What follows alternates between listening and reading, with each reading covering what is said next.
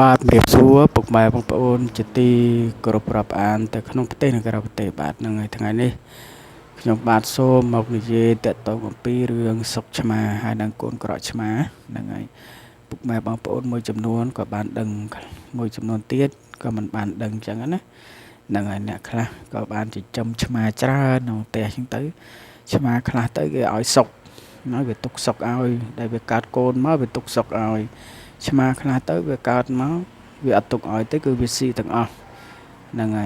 ហើយពាក្យចាស់បុរាណថាគុយពុកសុកឆ្មាហ្នឹងណានេះជាជំនឿពីចាស់បុរាណដែលលោកបានថែរក្សាទុកមកហើយយើងចំនួនក្រោយនោះក៏បានដឹងហើយក៏បានថែរក្សាតាមលោកមកហើយទុកដាក់ទៅឃើញថាវាបានផលណាវាបានផលដែលយើងថែរក្សានៅសុកឆ្មាពីព្រោះកម្រឆ្មាដែលទុកសុកឲ្យណាហើយទី2ទៀតកូនដែលវាកើតមកវានឹងឲ្យវាតៃសាហ្នឹងហើយដែលវាកើតមកភ្លាមគឺវាងាប់ភ្លាមកូនឆ្មាហ្នឹងអត់គេហៅថាកូនក្រង់តែបើថាកើតហើយពី3ថ្ងៃបានវាងាប់អាហ្នឹងគេអត់យកប្រើការទេគេយកដែលវាតៃសាភ្លាមនោះបានគេយកប្រើការហ្នឹងហើយអញ្ចឹងចង់និយាយថាសុកឆ្មាក្តីកូនក្រក់ក្តីកាលណាបើយើងបានហើយជាហ៊ានដំបូងយើងយកទៅត្រាំស្រាក៏បានបើមិនត្រាំស្រាទេយើងយកទៅហាលក្តៅណាសុកនឹងយកហាលក្តៅឲ្យវាស្ងួតក្រៀមឬក៏កូនក្រក់ហ្នឹងយើងយកទៅឆ្អើរភ្លើងក៏បានណាឆ្អើរភ្លើងឲ្យវាស្ងួតក្រៀមណាពីវិធីហ្នឹងយើងធ្វើវិធីមួយណាក៏បានដែរសំខាន់ឲ្យវាស្ងួតក្រៀមហ្នឹងហើយកុំឲ្យតែវាខ្លោចបានហើយអញ្ចឹងណាហើយការបើសុកឆ្មាក្តីកូនក្រក់ក្តីវាស្ងួតក្រៀមល្អត្រឹមត្រូវហើយហ្នឹងហើយបានគេធ្វើវិធីសុទ្ធដាស់ប្រកបប្រសិទ្ធិហ្នឹងហើយដើម្បីឲ្យសុកឆ្មាហ្នឹងកូនក្រក់ឆ្មាហ្នឹងប្រកែស័ក្តិសិទ្ធិណាមានញាណថែសារណាហ្នឹងហើយឲ្យបានមានលៀបមានជ័យតិចតិជុំអញ្ចឹងណាហ្នឹងហើយរស់ស៊ីចេះតែកាក់គប់ចេះតែមានបានហ្នឹងហើយហ្នឹងគេថាអាគមសពអាយុហ្នឹងនឹងជំនឿសម្រាប់អ្នកដែលគេជឿណាបើអ្នកដែលមិនជឿអាហ្នឹងគេតាមហ្នឹងទៅចំពោះដែលយើងជឿអាហ្នឹងក៏វាមិនខាត់បងឲ្យដែរហ្នឹងហើយអ្នកខ្លះគេបានហ្នឹងគេបានសុកឆ្មាឬកូនក្រក់ឆ្មាហ្នឹងក៏គេសំប្រកបណាការងារគេសំប្រកបរលូនហ្នឹងហើយដូចជាបើខាងរស់ស៊ីលក់ដូរជាដើមអញ្ចឹង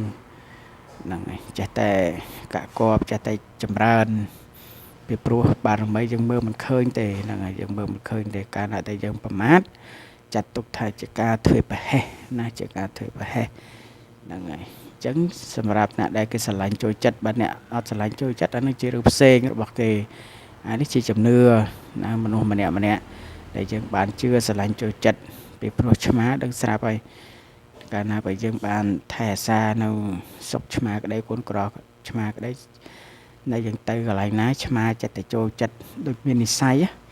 ឆ្មាឃើញយើងវាស្រឡាញ់យើងវាមកទៅដោះជើងយើងវាមកឲ្យយើងស្ទាបឲ្យយើងអែលអញ្ចឹងណា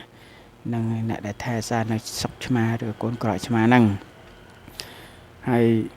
កូនចៅដែលបាននៅកូនក្រក់ឬសុកឆ្មាហ្នឹងដើម្បីយើងធ្វើកិច្ចសុទ្ធដាស់ប្រកបប្រសិទ្ធិណាយើង